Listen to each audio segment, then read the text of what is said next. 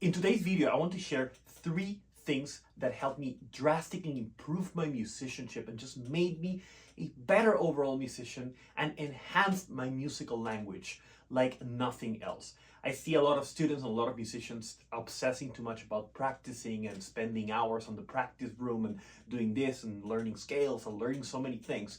But when it comes down to actually enhancing your musicality, there's so many other things, in fact, that I believe they're even more important than practicing itself. And today, I want to share with you, I've been reflecting back on all my musical career since I started back in Peru, and then I went to study at Berkeley, and then I went touring in Europe for a while, and then I moved to LA. And here in LA, I've been working on all kinds of music as a composer and arranger, a performer, saxophone player, session musician. I've done it all. I've done a lot of amazing projects, and I've been reflecting back on what are the things that actually enhanced my language and made me better. And today I want to share 3 what I think are the most crucial things that don't have anything to do with practicing itself, but actually have to do with curating and enhancing your musicality, and which ultimately will make you a more versatile musician and a much better listener, player, composer, performer, improviser, whatever you want to be that signifies becoming a better musician. This will help you. Number 1, personalize your language. I've talked a lot about this, and if you've seen some of my content and even my course, I talk a lot about personalizing your vocabulary. What do I mean by this? For years, I spent time just memorizing phrases, scales, licks, patterns. I would transcribe, I would read books, I would read etudes, I would memorize everything as much as I could, thinking that a good, to improvise better, I would need to memorize a lot. So I did. And when I soloed, everything sounded like very repetitive. My solo sounded like a library of phrases, really boring. And for a while, that's the way I improvised. I would just keep memorizing, keep grabbing patterns, thinking that, these patterns were needed, in my playing for me to sound good. And they did help, but they were not making me sound musical. It wasn't until way later in school when I started realizing the importance of, rather than transcribing 1,000 licks, grab one and make it your own. Transform it's so much worth it for me to sit down on a practice room and take 30 minutes with one phrase that I might transcribe from Michael Brecker, from Sonny Rollins, I don't know, Coltrane. I'll grab that phrase and I'll deconstruct it, I'll change its rhythm, I will add notes, I will try to make 10 phrases out of that. This is a very, very, absolutely amazing musical practice that you can do with absolutely everything you learn. And that includes an etude, an exercise. Instead of just reading and, and going from book to book and trying to practice, so many things and a little bit of each thing, which I see a lot on students and musicians trying to get so much done, but not really focusing on any of these things. I'm gonna practice licks, I'm gonna practice patterns, now scales. I used to do that. Yes, my technique improved, but not my musicality. How you can improve both at the same time: grab anything that you're doing and focus on just one thing. Narrow the focus, you're gonna expand the depth. So you narrow the focus by doing one thing. Let's say you're practicing a specific scale today, or a specific phrase that you transcribed, or you're working on a specific etude. You're gonna grab something that you like the sound of, right? If it's a lick, a phrase, a pattern, or a scale, and what you do is you transform and start producing phrases with it. If it's a lick that you transcribe, change it, make it your own. Don't just play it and memorize it on every key like I used to do. Honestly, it was not worth it. I did that for years. I just was like, I like this lick, I'm gonna transpose it to every key. Why? It never came up in my solos, and even if it did, it sounded stiff. Instead, I started doing something that you've seen me talk a lot, which is expanding your rhythmic language. By doing that, I was able to start transforming those phrases, right? On the spot. So I would be like, okay, if I have this phrase, how can I transform it? Let me change its rhythm. Let me expand it. Let me add notes. With the musical knowledge that you have, you can kind of grab that beautiful phrase that you like and extend it, transform it. Imagine having a sentence, right? you look at a sentence and now you want to make it your own with your own words, maybe change the wording a little bit, right? I look at this exactly the same way of when you learn a language or when you're speaking, right? You don't want to speak with memorized sentences. That would be very weird, right? Even in the right context, it doesn't sound like you. So transform, if you spend, let's say, a week and you grab 3 phrases, 2 scales, and the only thing for that week is, you know, on day 1, I'm gonna grab this lick or pattern and I'm gonna be creative with it. I'm gonna transform it. That's gonna boost your creativity and it's gonna give you better technique. So just apply some simple things, right? Then transpose it and do the same thing. Then grab a scale. And then how musical can you be with a C major scale or a D pentatonic scale? Work on it for 2 hours. Just try to create melodies with it. Infuse it with rhythm. Anyway, there's so many things that you can do in this manner to personalize your language, and you can watch a lot of these tips on my other tutorials. But I want to emphasize this because especially on the jazz school, there's a lot of emphasis on transcribing and on memorizing. And transcribing, it's great, but honestly, I feel it's a waste of time if you're just transcribing for the sake of transcribing. You need to, it's much better to transcribe something that you like. Instead of the entire solo, why would you do that? If you don't like the entire solo, even if you did like the entire solo, like grab one phrase that you're like, oh man, I love this phrase.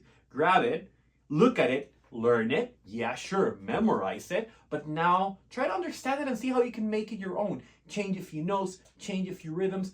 It's going to be hard at the beginning, but the more you do this, the more personal you will start to sound. The same way you learned words and you start learning how to build sentences with words. You were pretty bad at the beginning. If you learn a new language and you learn words, you might start speaking and then I'm like, oh, I don't know that word. Okay, well, let me go back to simpler things. And then you learn the word and maybe now you're able to make very basic sentences the same way. Personalize everything. You don't need to be super advanced. Instead of learning more licks, more patterns, more things, personalize and grab very basic and simple devices like a scale, like a chord, a pattern, but make it yourself. I wish I could have known this when I was started because I memorized that book called Patterns for Jazz, the green little book.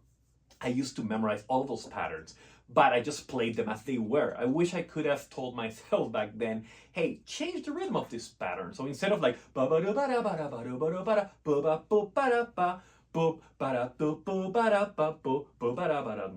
right, adding notes and just creating music and personalizing. How do you want to sound?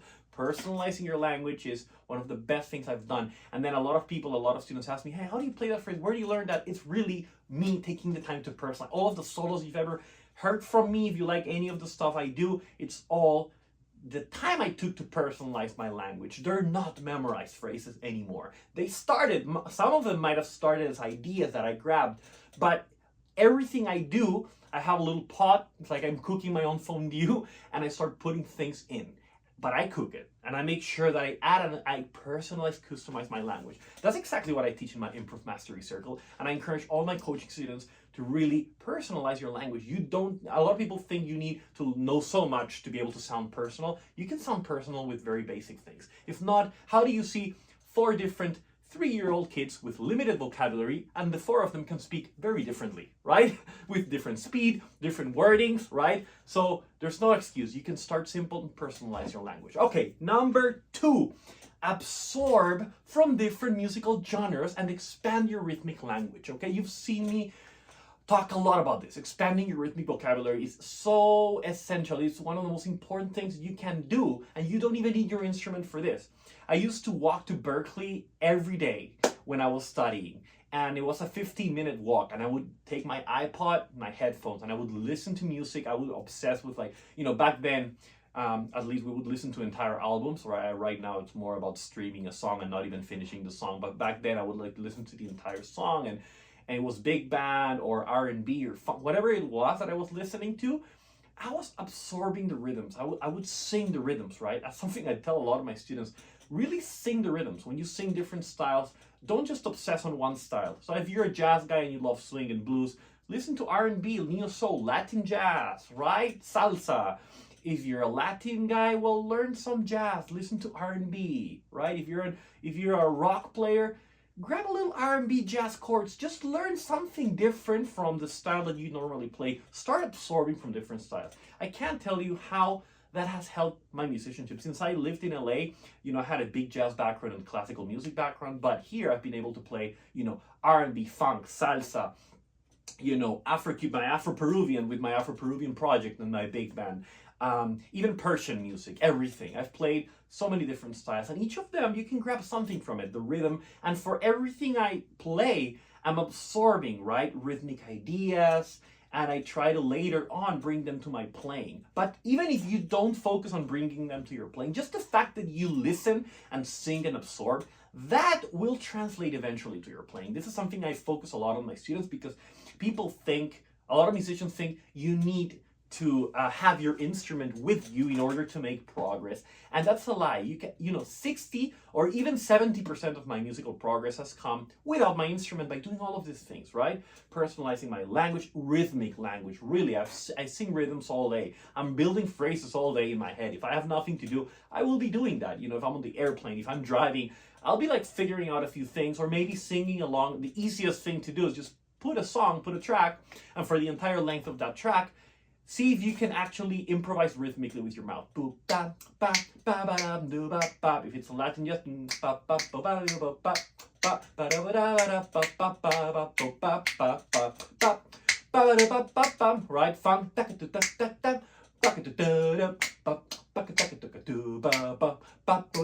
Anyway, you get the point. Start jamming vocally. It's crazy because I do this with saxophone players and single line instruments, and most of them struggle doing that with anything. So I put a song and there's like hesitant rhythms.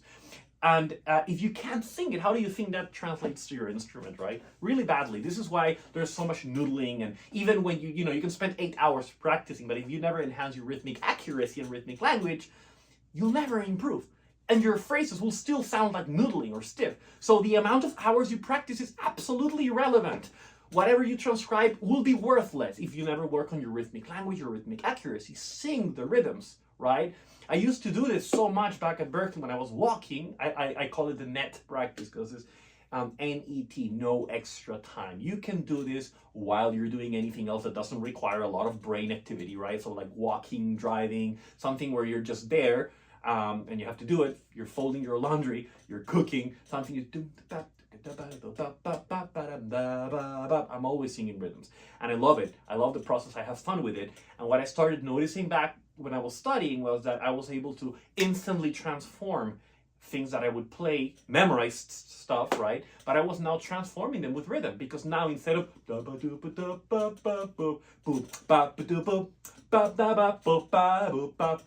right? So just to be able to start transforming everything, it's like, think about the rhythm of when you speak, right? You probably say a lot of the same things day by day in the same context, but you say them differently, right? You have rhythm, you have shapes, you have a way of speaking, right? That manipulation, rhythm is the how. So if you never get that rhythmic accuracy and rhythmic language, it's going to be impossible to sound good. And the best way to get it, absorb it from different styles. One week you can focus on swing, another week on Latin, and play those styles. If you have a way, or gigs, like to me, the gigs have helped me a lot. Just having gigs on, I think in when I started in LA, I barely had any jazz gigs. So everything was about, Latin music, salsa, a lot of salsa that I played here, and then other kinds of music as well. And then later on, I started doing my own jazz projects, and I started mixing the rhythms, and there's like many beautiful things you can grab from different styles. And I see it especially when I'm playing like a neo soul or a relaxed soul or a salsa thing, and some people ask me like, wait, how are you, like, what are you thinking on this? It's like, well, I'm listening to a lot of that style. So for example, for me, I love neo soul, right? I would listen to the style, try to absorb that like laid back hip hoppy feel. How do I integrate that to my playing, right? So be conscious about how, feel. How do I get the feel of these styles? Because it's not about just the notes and what you play. It's how do I grab, if I'm playing a Latin tune, how do I, put that feel here in my horn? How do I put a neo soul feel? How do I put the swing, etc.? You get the point. Rhythmic language and absorbing ideas and absorbing the taste of these different musics will enhance your musicianship, because all of a sudden you'll be so versatile. But even then, that has made me play jazz better, because now I can have a different sound, a more particular sound. I'm from Peru, so for me it's like easy to have a lot of Latin influence when I play, and Latin rhythm. So anyway, absorb from different from different genres, different styles, and enhance your rhythmic language every day. You can do this every day without your horn. And I tell this to my coaching students, to my high-level coaching students when we work, and they're like, oh, I'm in a work trip for 2 weeks, right? And I can't play. I'm like, well, but you can definitely have 5 minutes a day, even in the morning or at night, where you can just put a track and you're gonna sing rhythms. Start with one simple rhythm, then sing two, like absorb, steal a rhythm, transcribe a quick rhythm and sing it back. And a lot of this interaction that you can do with music, right? So instead of just sitting down and listening, you're gonna listen but actively participate as a rhythm improviser, right? I love doing that. And then you start like, oh man, I'm absorbing the rhythms and I'm jamming, almost like you're part of the band. This is the cool thing about nowadays, right? You can listen to any track and you can be part of the band. You can jam with it, you can sing along with it, sing rhythms, and all of a sudden you're enhancing your musicality, because rhythm is the how, and that's gonna make you play better phrases, more accurate phrases, better rhythms, and you're gonna play in every style, and ultimately you're gonna have so much more fun. And if you want to get more work as a musician, you will get more work, because when you can play everything, you know, nobody wants to call the bass player that only plays Latin music, or the bass player that only plays R&B. I mean, he might get called only for that, but if you play all of these different styles and you can put taste to it, oh my God, that's going to be amazing for your musicianship. Okay, so that's 1 and 2. Now, number 3, make music. I know this one sounds really obvious, okay, but I say this because nowadays I see a lot of people, a lot of students, a lot of musicians. They're practicing and they're playing, and even on some of my coaching or you know, like people from all over the world that I teach, that I see that they play, they practice, but then you really need to make music with what you do. And that's something that honestly I started doing. Of course, I did that a lot back at Berkeley when I was studying and playing with bands, but that doesn't necessarily mean just playing with bands or doing gigs. What it means is nowadays you have recording, right? So a lot of people is like, I know some people don't have gigs, or, you know, I have a lot of retired students that they don't really gig, but they want to play. So, you know, invest in a microphone and start recording yourself. Recording myself has been my best teacher. Just playing gigs, of course, playing gigs, playing different styles, but then making music, right? So like I would put a track, you can put a play along. I started recording my own tracks because I started really practicing that way as well, playing piano, sequencing some chords, and then playing, and then putting a beat. You know, you can grab Splice and put a beat and start producing a little track, and then record a solo and really listen to what you're playing. Because one thing is to practice on the practice room, blah, blah, blah, your scales and your rhythm, but to actually start playing around and recording yourself and then listening back, making music, right? And then what I would do a lot of times at the beginning when I started recording was I would not listen to it for like 2 days, and then I would listen to it by the 3rd or 4th day of it. And then all of a sudden you're listening to yourself as a listener, not as a player. You can forget it's yourself, right? And it's a really amazing thing, like to listen to you actually making music. You know, initially you'll be like, oh man, that sounds bad. But some things you'll be like, oh wow, that sounded great. Didn't even remember that happened. So a lot of times is analyze and listening to you. So make music, but then listen to the music you make. This is why recording is so essential. Of course, playing gigs, that has helped me a lot, because that really gives you that gigging kind of chops that practicing won't give you. But to actually listen to yourself, okay? And this goes also back to point number 1, that was curating your own language.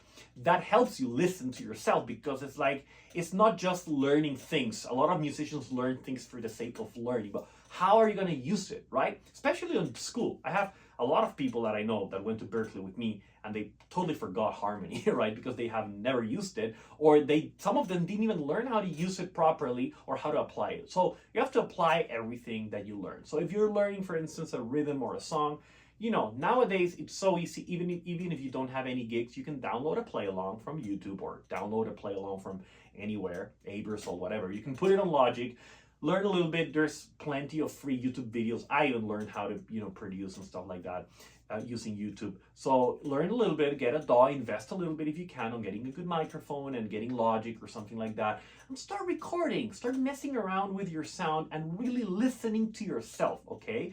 And this is not to sound like, oh my God, you kind of arrogant listening to yourself. No, this is to really actually take the time to listen to how you're sounding as a listener, because when you're playing, you're not listening to in the same way. You have to imagine that you're farther away from you, and you're like, when you record and you take that later to your headphones or to your car, it'll be a completely different perspective. That has helped me a lot. Make music. That means, yes, also live music, of course, even if you don't have any gigs. If you have a friend, for example, if I'm a sax player and I have an amazing, from the Lorenzo Ferrero and the collective, I have, Miles, the guitarist, and then Osmar, a bass player, and sometimes they would come and we just have duets, just play. And oh my God, I learned so much when I do that, just to play with somebody else, right? So 2 ways to do this and make music. In nowadays, recording is essential and amazing, because you can download even amazing groovy play-alongs. You can make your own, of course. And even simple stuff, right? Just playing 2 chords and downloading a hip hop beat or a swing beat, whatever it is. And that's how I literally improved so much. I would grab a beat, I would play my chords, and I would start soloing, and I would do takes and takes of the solo. And then I would finish a take, listen back. Now, I'm not sounding very musical here. I would try again, be more rhythmical, I would try things out. And after like 8 takes, would listen. It's like, wow, that sounds like a good solo. The same way I would, I talk a lot about writing solos as well. I didn't want to talk about this in this video, because I want to talk about more general things of becoming a better musician. But to actually make music, you're going to become a better writer, a better composer, you're going to get that fluency, right? It's like you have all these words, now start improvising and making sentences with it. You need to make music. And you can't become a better improviser by just, you sitting down in a practice room playing, or just putting a play along and playing along with it, right? The only way you're going to become a better improviser, well, number one, yes, playing with other people, because this is an improvised art where you interact and you gain from the interaction, right? So playing, even if you don't gig, if you have a friend that plays guitar, a piano, anybody around you that's a musician that plays an accompaniment instrument, and you're a saxophone player, then join forces, study together. You can learn a tune together and try to do things together like that. That's especially if the other person is at the same level, right? Or better, even better, if he's better than you, so that he can pull you up as well. But that helps a lot, right? And then recording yourself, recording, because when you record, the process is very interesting. You get to hear back a completely different version of you, one that you're not used to, because when you're sitting, your ears are here, your horn's going that way. It's not the same, and you're too worried about what to play, right? So that happens a lot to me. I listen back. Sometimes I would do 4 takes in a row. I would play my first take, okay, well, I'll second, third, and then 4th take, maybe I'm using too much of my brain. I would listen back to the first one that I thought it was not that great, and it turns out to be amazing. But because listening back to yourself will also reinforce your own language, right? Because now what you can do, and I did this with a student the other day on a class, and he was amazed. It was like he sent me a recording of one of his solos, and we listened to it. It's like, check it out, you just played a great phrase there. Why not listen back to yourself and actually get and grab whatever it is that you played good and that you like? Because a lot of times you end up playing all these accidentally amazing phrases, by accident. You're playing great, and then you never register that, or you don't listen back. Just listen back to if you actually have right now a recording where you think that you sound decent, listen to it, analyze it. Like if it was this amazing sax player you love, right? And be like, oh, I like that phrase. Replicate it and fix it. Sometimes what I did with the students, like he was playing a phrase, and it's like, oh, that was a good phrase, but you were a little not very accurate with the rhythm. So grab it and fix it. Sing that rhythm, fix your own phrases, right? I do that all the time. I listen to myself, something cool comes up, I will grab my horn, fix it, clean it up, make sure I own it, right? So a lot of things, there's a good balance, I feel like, in improvisation and in music, of the things you prepare and the things that come up on the spot, especially in improvisation. So rhythmic language to me is what allows me to, to constantly come up with new things all the time on the spot, because rhythm is the how, and I have the words. So I can constantly play new things and new versions of my phrases, because I understand that. But there's also the prepared part. There's some things that you like to play, that you like to play, and that that you've played them enough, so they'll show up really clean.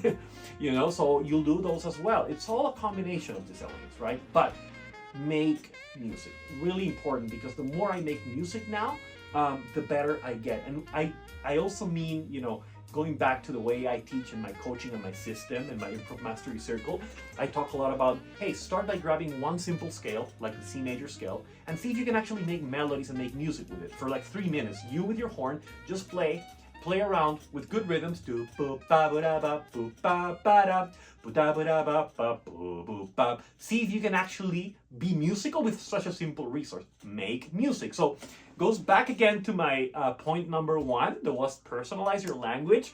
This goes together because to personalize your language, you need to have good ears and listen to yourself. How do I want to sound? How do I want to transform this, right?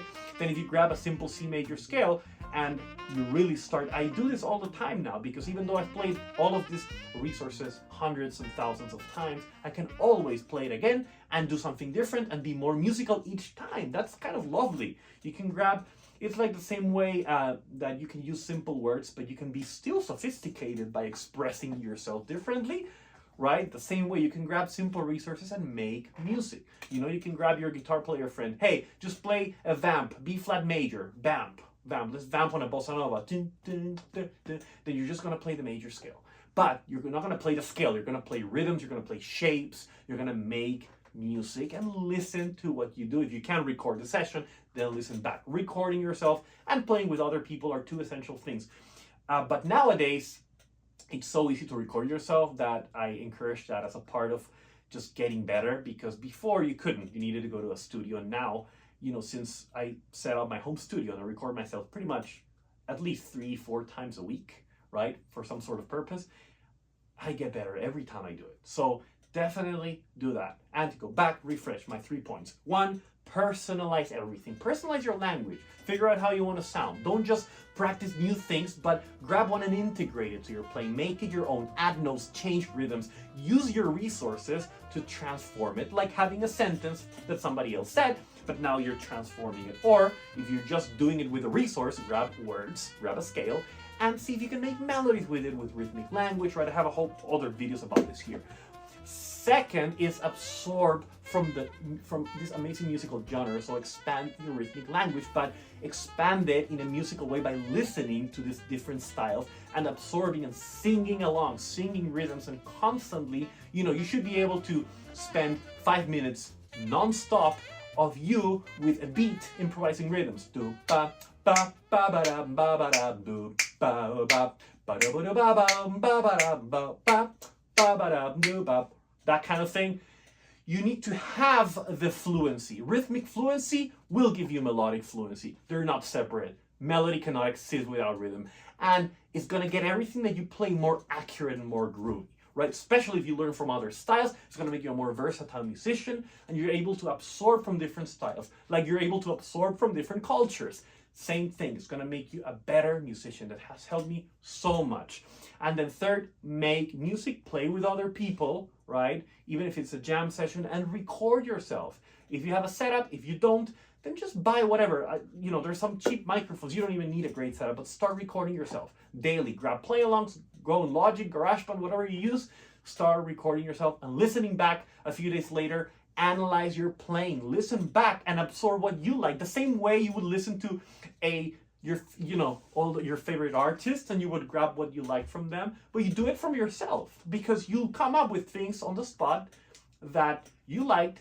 Try to really integrate them to your playing. Don't let it be an accident, right? Start curating your language and you're going to become a much better musician, composer, improviser, arranger, anything. But this is mainly as an improviser's perspective, right? As a saxophone player's perspective.